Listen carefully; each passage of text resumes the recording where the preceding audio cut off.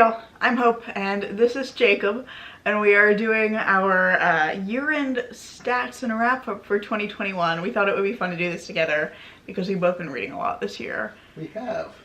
So we are going to be doing our stats for the year, which we just pulled from the 2021 year in review thing from Goodreads. And then we each picked a least favorite book to talk about, a couple of honorable mentions, and then our favorites. And we're going to work from worst to best. So the video will hopefully get better as it goes along instead of worse. We'll get the negative energy out of the way. That way we can talk about the books that we actually actively enjoyed this year. Yeah, exactly. So let's just jump in with the stats. Yeah, let's do it. So I read 58 books. I read 11,027 pages. My shortest book was The Future of Work Compulsory by Martha Wells, which is actually a short story. It's 2 pages long. And then my longest book was Jade City at 600 pages. My average book length was 190 pages because I read a ton of novellas and short stories this year. My most popular book I read was Good Omens. My least popular book was In the Shadow of the Axe by Nicholas Kaufman, which is a shame because I love Nicholas Kaufman's writing. My average rating is 4.3 out of 5 stars, and my highest rated book on Goodreads was Network Effect. Alright, so for myself, I read 17 books this year at 4,055 pages. The shortest book I read was also a short story, mine being called The Last Line by Robert Dugoni, which was 53 pages long. The longest book I read was A Civil Action by Jonathan Harr, which was 512 pages. Average book length clocked in at 238 pages long. The most popular book I read this year was Siddhartha by Herman Hesse. And the least popular book I read this year was Toxic Archipelago, A History of Industrial Disease in Japan by Brett L. Walker, which I read for a class. My average rating was a 3.6 out of 5, and the highest rated book I read on Goodreads was Spy X Family Volume 2, which had an average rating of a 4.59. I did read less than I read in 2020. Yeah, but you did read a lot more non-fiction-y, longer stuff. I read 2 books from January to July, and everything else I read from July to December. So yeah. The dreaded reading slump. Yeah, I read reading slump, and the classes I had last spring had ruined me. So that's fair. I took some classes too, but they forced me to read stuff. But as soon as they were over, I didn't read for 2 months. Yeah. So yeah, I feel that. Well, then you want to just jump into our least favorites? Yeah, you feel free to go ahead and introduce yours. Good to get them out of the way because, gotta get all the salt out. Yeah, and mine's got a lot of connotation with it, so that's fair. Go ahead and lead into yours. Okay. So my least favorite book I read this year was Low, Volume 1 by Rick Remender and Greg Ticino, I think is the artist. And I really wanted to like this book because the premise was really cool. It's about this society of people in the future when there's been kind of a climate crisis and people are now living under the ocean because the surface of the earth has become I think irradiated by the sun. So they're living under the ocean and it's they're running out of air, but there's this one family that is determined to try and find a way to help humanity survive. So they're trying to find a planet that humanity can move to, and it's following this family as things happen to them. But I just could not get into this story because, first of all, it doesn't give you any time to get to know the characters at all before shit hits the fan.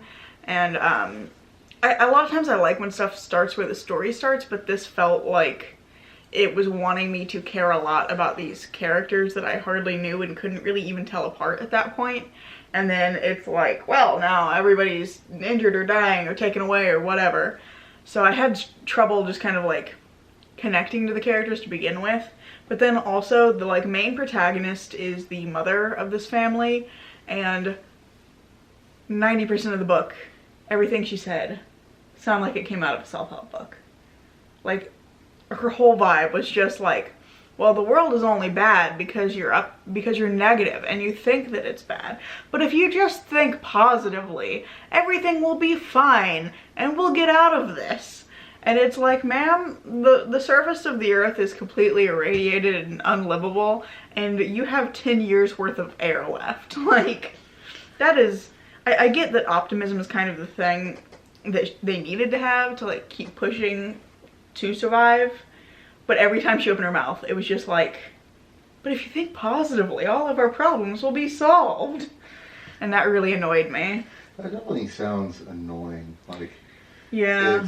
Then again, I don't like a lot of self-help books. Yeah. It's so like that whole concept of that whole just stay positive throughout everything is, for one, it's just not my, it's not similar to my own personal outlook, and it just seems like something that would be kind of grating over time. Yeah, well, I think too the issue is like, it was interesting because like there's an author's note at the beginning where Rick Remender notes that like at the time that he was writing the story, he had been working with his therapist to become a positive thinker, and so was just now beginning to see like the effects of that because he is a chronic pessimist. And so he was like starting to see like the benefits of trying to think more positively in his own life. And so that was where a lot of these ideas were coming from. But it's just the way that they're presented, I just found very annoying because I was like, I get that she shouldn't let other people get her down and that she is really trying to help. But it was just the way that she was presenting that information to other people without any like evidence to back it up, or like going to people wanting funding for her expedition. And they're like, why should we fund you? Because there's not this like great likelihood that there's anything out there. And she would just insist, well, because I'm an optimist and I think that we're gonna find something. Yeah. And then the other thing that really grated on me is there's actually a bit, and I wouldn't quite call this spoilers, but like, if you're planning to read this, maybe don't listen to this bit. But there's a character who, after the events of the first issue, becomes extremely depressed and like drug addicted. And he's going about his life just kind of being shitty. And then he gets to a point where he hits like a really low, and he tries to commit suicide in front of the mother character. Oh, Lord. And that's the end of that issue. And the next issue opens up with him having been rescued and then put on her ship where she's going on an expedition. And his suicidal attempt is never addressed. And pretty much immediately afterwards, the story is like, well, he's fine now because look, the beauty of the outside world. He's healed because the outside world is beautiful and he's seeing it for the first time. And it was just like, it didn't deal with mental health stuff in any way that I think was either well handled or sensible. That was like the main reason I didn't like it. It was just a lot of mental health stuff that didn't get handled well at all. So I was hearing you say, so we have two least favorites that kind of talk about some negative topics. Because Solid. I guess it's a good segue for me to talk about my least favorite book. Yeah. Which may or may not be a controversial one because I know this book gets a lot of love. But my least favorite book of the year was American Psycho by Bret Easton Ellis. This book, I mean, I have a feeling that most everyone knows it, but if you don't, the book follows a man named Patrick DeBateman. He is a man in his mid-20s. He is a yuppie who is working in New York City finance during the boom period of the 80s. And he is also a psychopathic serial killer. So, I mean, like I said, American Psycho is a really popular book. It's even more popular movie, I feel. And I do want to say that I actually do enjoy the movie a fair bit. It's not a perfect movie by any meaning, but I do enjoy it quite a bit. So I guess I should mention on Goodreads, I rated this 1.5 stars. I gave it that extra half star because I do think that there is a little bit of good satire in here, based on the culture of the time. Like there is a chat, like the famous Huey Lewis in the News scene, that comes across really funny in the book, and there is some, you know, these moments of like really dry, cynical humor that I think do come through. But so this book is in two halves. You have one half that has a lot of the satire of the society of the time, and then you have your brutal depictions of murder, essay, you know, anything bad you can think of happens in this book.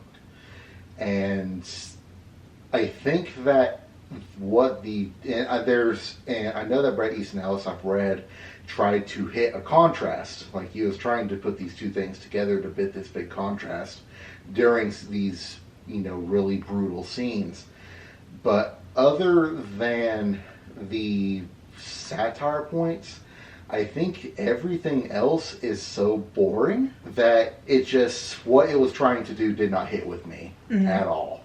And I mean, you're also supposed to be really shocked and horrified by these scenes at the tail end where things just go absolutely off the rails. And I was, but it wasn't in a way that made me enjoy the book in any other way. Yeah. Because everything else that was leading up to this big spree by Bateman just didn't hit with me. So when it actually started kicking in, I was like, wow. I was thinking, wow, there's all these things that kind of led up to it that caused all this to happen. And instead, I'm thinking this is really bad, and I didn't like it. Didn't like anything leading up to it, and now I just don't like it even more. Mm-hmm. And I mean, there's a lot of people don't like this book. It's a very controversial book for a reason. I very much understand why. Bateman is an extremely misogynistic character. The book itself has a lot of misogyny in it. Has very graphic depictions of things like sexual assault, murder, many other things that I don't want to mention too much, just because I don't like talking about them. So it's one of those things that I can very much kind of understand what they were what Ellis was wanting to do in this. I did not like it in any way. It just did not hit me at all.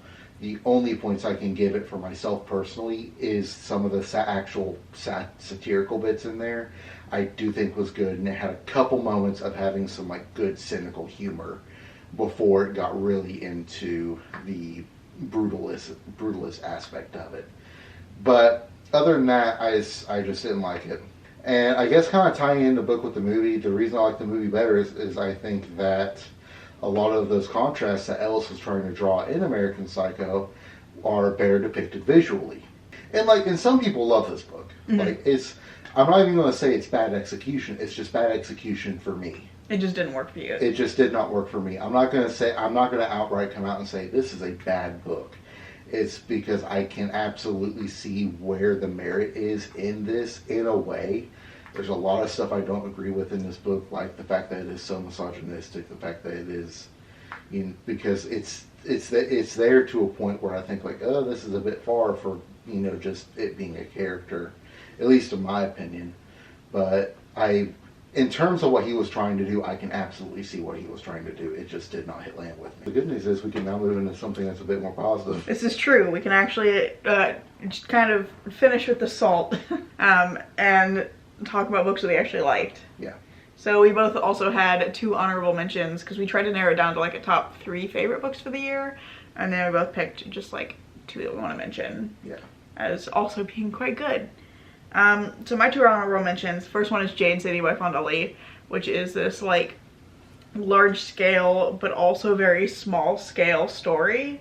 It sounds bizarre when I say it that way, but it's about the political situation on Kekon, which is the city the island nation that it is set in, and in Janloon, which is the capital of Kekon. And it's this kind of larger scale political conflict that's drawing in also external powers, but then on a level down, it's about these 2 kind of warring clans, and then even further down, it's about these individuals who are in the ruling families of those clans dealing with massive social change. The characters are really good, but it's also got a really cool magic system that's based on the use of jade. So the different people in the story mostly are Greenbones, who are people that can utilize jade to access these kind of magic abilities. It really enhances their strength and natural speed and things like that.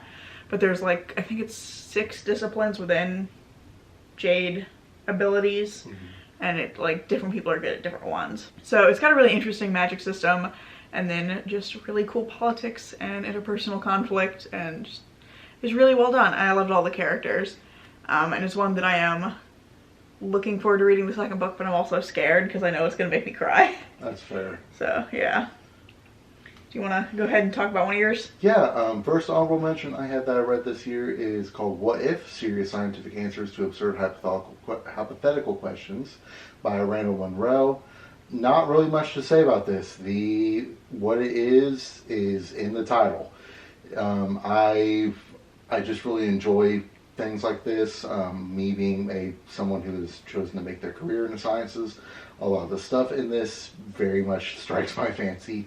One of the reasons I liked it so much is I did listen to the audiobook, which is actually narrated by Will Wheaton. Oh. I very highly recommend the audiobook if you choose to read this.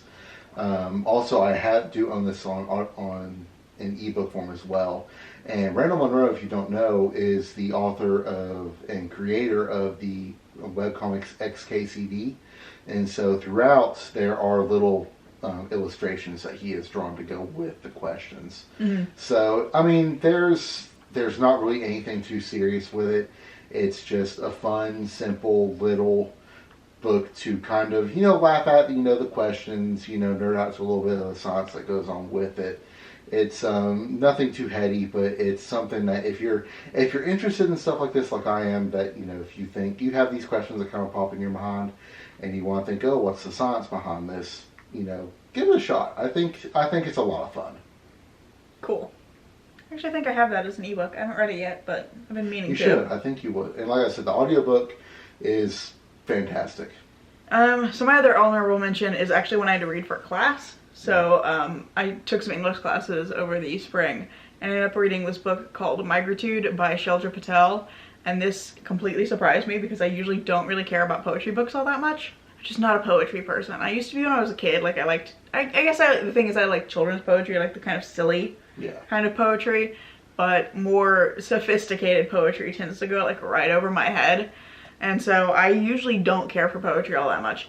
But I had to read this one collection, and it's a really interesting book because it's actually based on a stage show. So the name of it, Migritude, is a mix of the words migrant and attitude.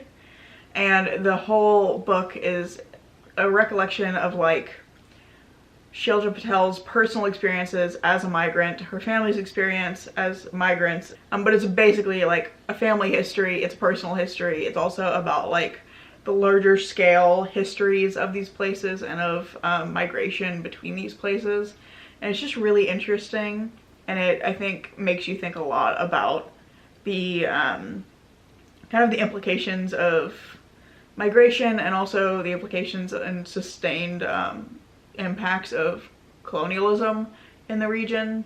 So I just thought it was really interesting, and I liked it way more than I expected. And then so like the front half is the poetry, and the back half of it is like a series of notes that are like what she wrote down when she was originally planning out the stage show that the book is actually the script from.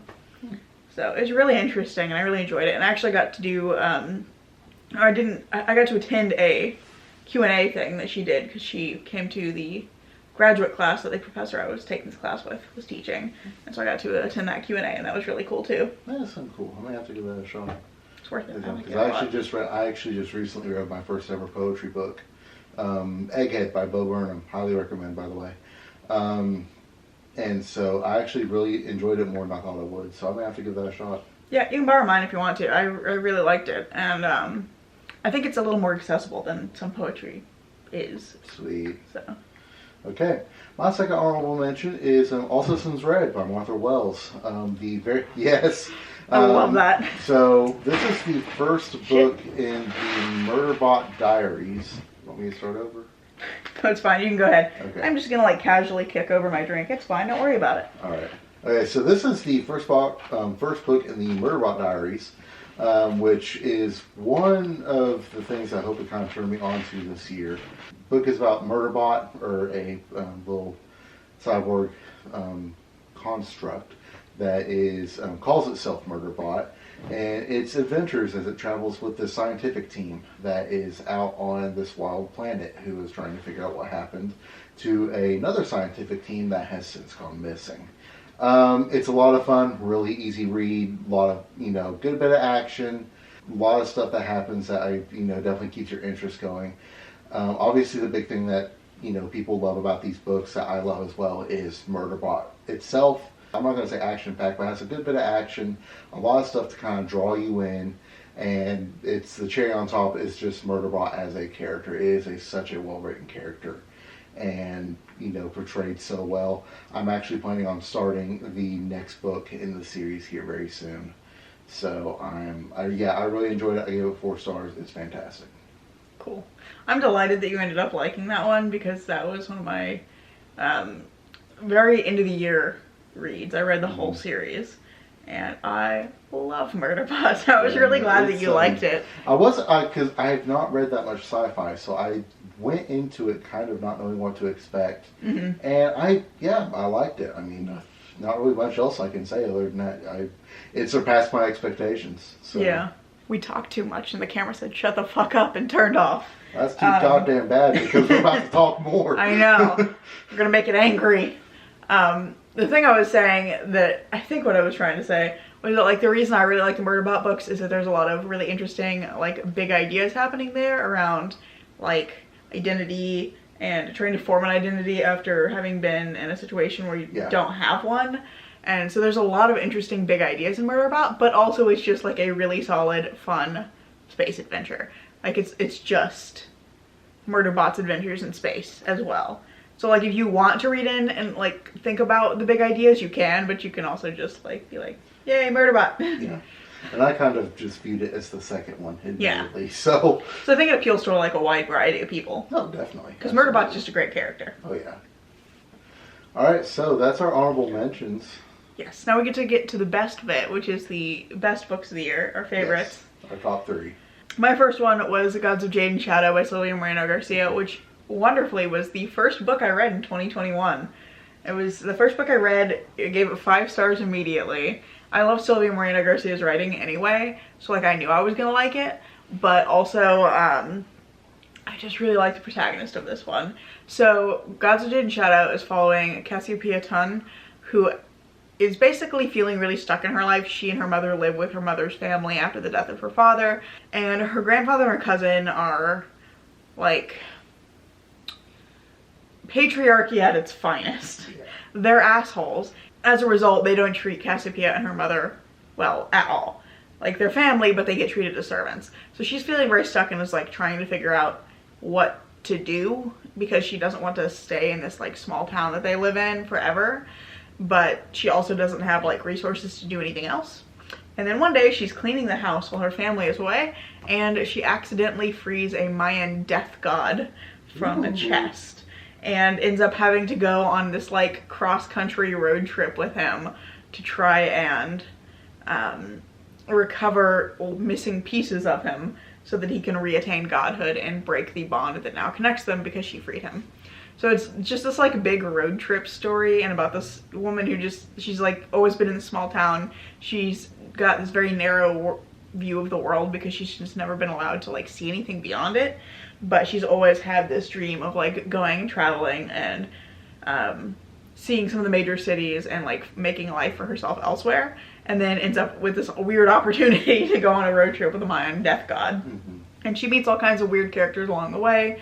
But the thing that I really liked about it was just her journey as she goes through and kind of like recognizing and finding and recognizing her own strengths and being willing to like stand up for herself for things. And also there's an interesting like parallel journey for the god that she releases, Hankame, who is kind of learning things about himself alongside her as well. So I just thought that the relationship between them was really interesting and the ways that they grow are really good. And then there's also a really fascinating antagonist because the villain is not, I wouldn't call him a villain really, he's an antagonist. He's not like evil for the sake of being evil. But he is interesting. His motive is basically, I don't want to become obsolete. So it's just a lot of really interesting character stuff, and also it's a lot of fun. It's very fairy tale-esque, and I think it's another one that if you didn't want to pay attention to the kind of bigger ideas in it, you could absolutely just like enjoy the fun road trip story too. Yeah. Okay. So the first book that I read on here is The Battle of Black Swan by Victor LaValle. Yeah, this another one of my favorites. Another one of Hope's favorites. Again, I borrowed her copy to do this. So, God, I love this. And the reason that I initially rated this a 4-star. However, I can say definitively that out of all of the books I've read this year, this is the one I've thought about the most. Which is one of the reasons, the reason it stuck with me so much is that this is probably some of the best writing that I've read this year. Victor LaValle is an amazing writer. Like his descriptions of atmospheres and, describing, characters' emotions were all done so well in this that it draws you in. It really does. Like from the first second when you're first introduced to Tom, and you know his whole arc starts. And the one thing about this book, and I want to go ahead and explain that way I can kind of explain why something about this I really like, is that this is a book of 2 points of view. It starts off from the point of view of a guy named Tom, who is a street hustler in New York, who, to try and help provide for him and his father, he goes out and he plays his guitar. And he is offered money to come play at a gathering for this older gentleman in this nicer neighborhood. And so he agrees to do it, and he kind of gets sucked into what the gentleman is doing, which I won't explain too much for spoiler reasons. However, once that occurs, the perspective switches to a New York detective named Malone, which the rest of the book finishes from Malone's perspective as he goes along and is doing a investigation of an event that happens to involve Tom. And the stories eventually progress and twist in a way to where they eventually end up meeting at the very climax of the book. Historically, I am not a fan of books like this. I have read numerous of them, and usually I do not like how a lot of these tend to be very clunky in their transition from one character to another and how they try to tie that together. However, this is the one application of it that I absolutely adored, because there was no loss of momentum from when you go from Tom to Malone. Like it is a fantastic little short horror book that if you're into Lovecraftian stuff, this is a must read. Like outright, this is a must read book if you are into Lovecraft. I will absolutely second that. It's a fantastic book. Like this is it's a phenomenal book. I can't you can probably figure this out from how much I talk about this. This is a 5-star book for me. I love it. If you're wanting to get into Lovecraft, this is a damn good introduction to. Basically skip Lovecraft and go straight to Victor LaValle's work, because his work is great. It's fantastic. So yeah, that's one of my favorite books of the year. Not my absolute favorite. That's going to be the next one I talk about. That is fair. So. That was another one I was really delighted that you liked, though. Yeah. Because that was, I think I kind of pushed you. I was like, read this, because it was one of my favorite books. Yeah. And it's the same thing. Like, I read it and I was like, oh, this is really good. And then I just continued to think about it for a long time. Yeah. Because, especially the ending, I think it's really unsettling. It's extreme. Oh my god. The ending is so... It's good, but oh my god, it is fucked. Yeah, so the next one I read... Actually, both of these I read kind of late in the year. My last two had like a string of 5 stars right at the end of the year. But the next one that I read was The Silence of Bones by June Hur, and you've heard probably too much about this book already. Yeah, I've heard quite a bit. I mean, this when you told me this was going to be on your list, I was not shocked. Yeah, no, because I just read this recently, and I don't think I've shut up about it like at all since then. But it's this like historical mystery set in Korea in 1800, and it follows a girl named Sol who's 16 and she's indentured to the police bureau. And she is in the capital working for the police bureau when a noblewoman is killed, and she gets kind of drawn into the investigation. And through the investigation ends up kind of befriending the guy who's in charge of the investigation, Investigator Han, and or Inspector Han. And their friendship is just really interesting. A lot of this book is following the development of Sol and Han's friendship, as well as following Sol as she is kind of trying to like make a place for herself in the world and like draw on very limited resources to impress the people around her, so that they'll see her as being like useful and helpful, because she's a young woman in a society that just doesn't value the young women. A lot of them, because she's working for the police bureau, she's allowed to kind of move around a lot more than like the woman that was killed, who was a noblewoman who had very little ability to actually like even leave her home unchaperoned. So a lot of it is like Sol navigating a society where she's really overlooked and trying to draw on kind of her limited resources to try and solve this mystery. And along the way she befriends Inspector Han and ends up ultimately needing to defend his name. So that's like the setup for it, but I just think the relationships are so beautifully done. And this is, I think, it's like one of 2 books this year that actually made me cry. Out of 58 books I read, it's one of the only ones that made me cry. And in fact made me cry so much I like shut the book after I finished it and then just like sat at my desk for a solid 10 minutes, just kind of like sobbing. Oh, wow. So, yeah, it's just so well done, and the relationships are fantastic. The writing is beautiful. I just love it. I love everything about it. Yeah. All right, so I'm going to go ahead and, this is the next book I read. I read this not long after Battle of Like Tom, but I'm going to go ahead and put this out here. This is my favorite book of the year, and is a new all-time favorite for me. So this is Ring Shout by P. Djeli Clark. This is, oh hell, oh my god.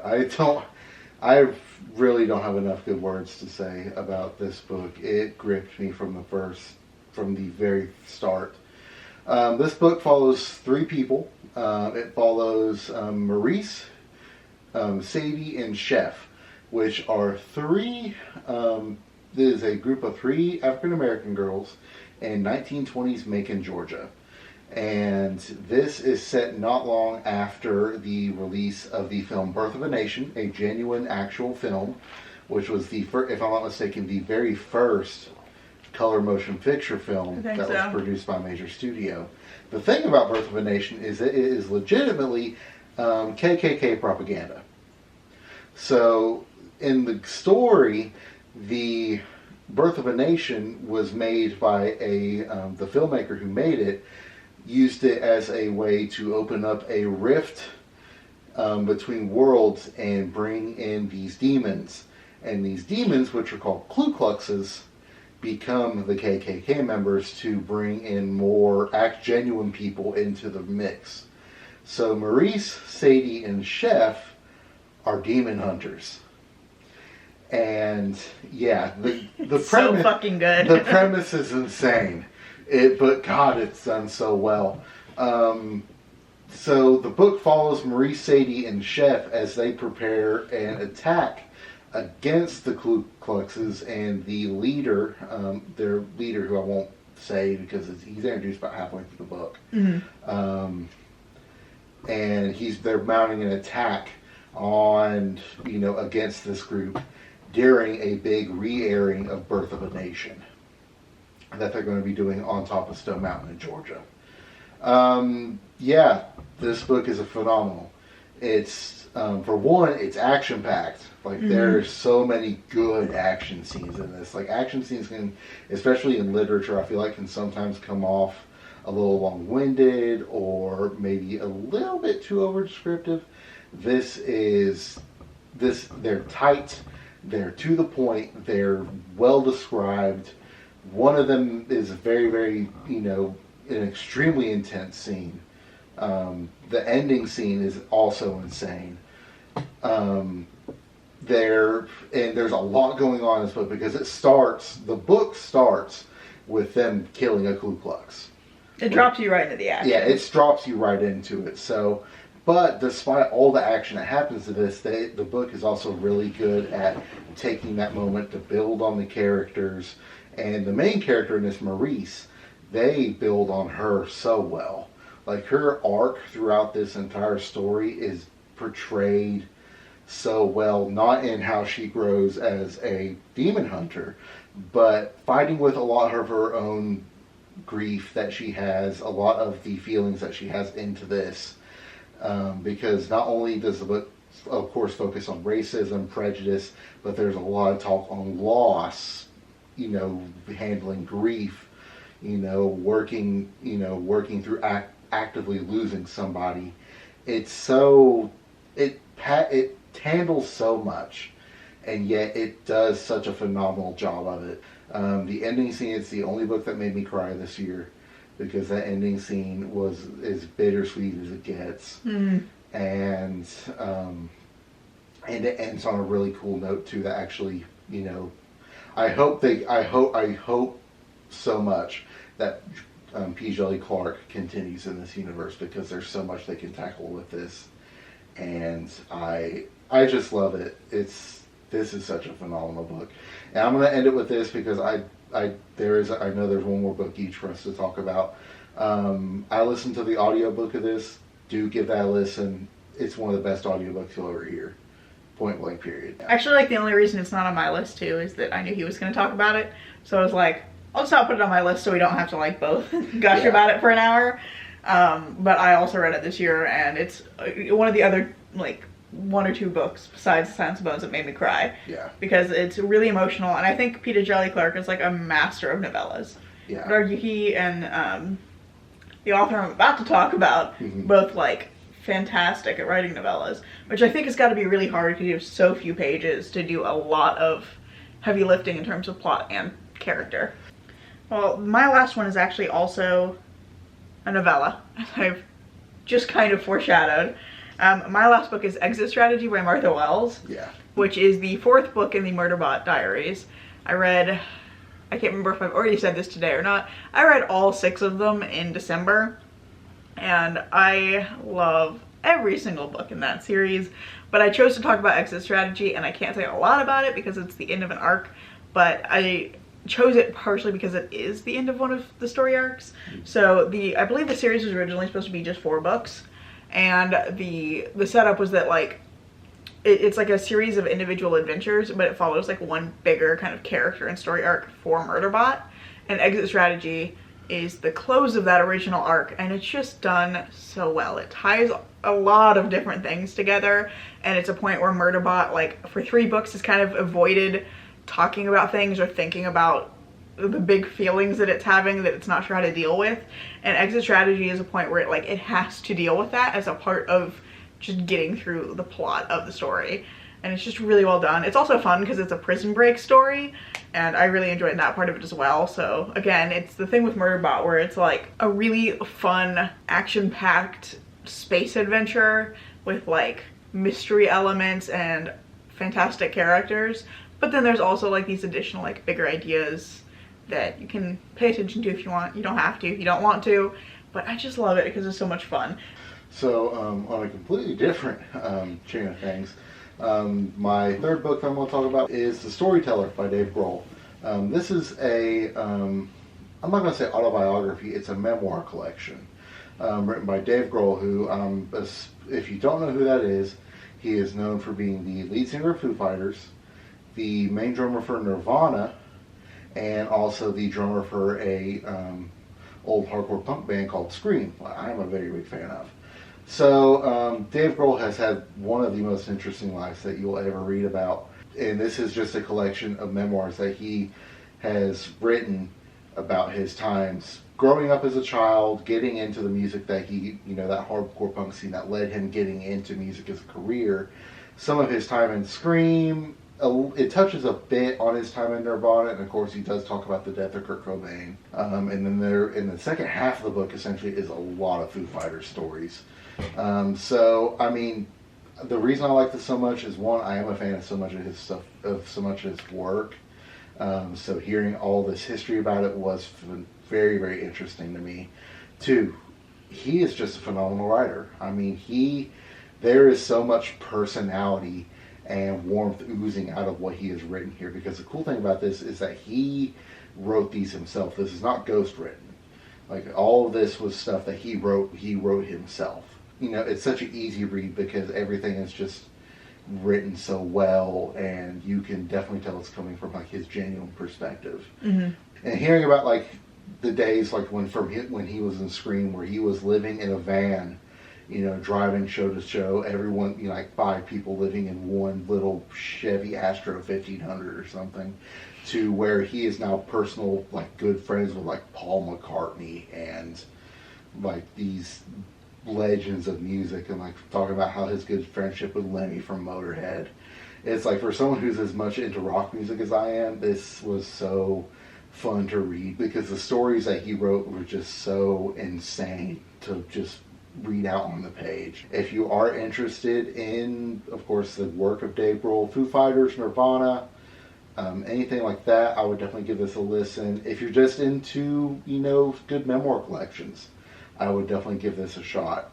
Hit record one more time for a nice little outro wrap-up thing. Thanks so much for watching. We have enjoyed talking about these books, even the ones that we hated. It's fun to get the salt out. Yeah. Just, like, get all that negative energy out. Yeah, so thanks again for watching. If you like this video, I hope you'll consider giving it a like and maybe even subscribing. I'm currently posting every Saturday, and I hope to see you in the next one. Bye. Oh, bye.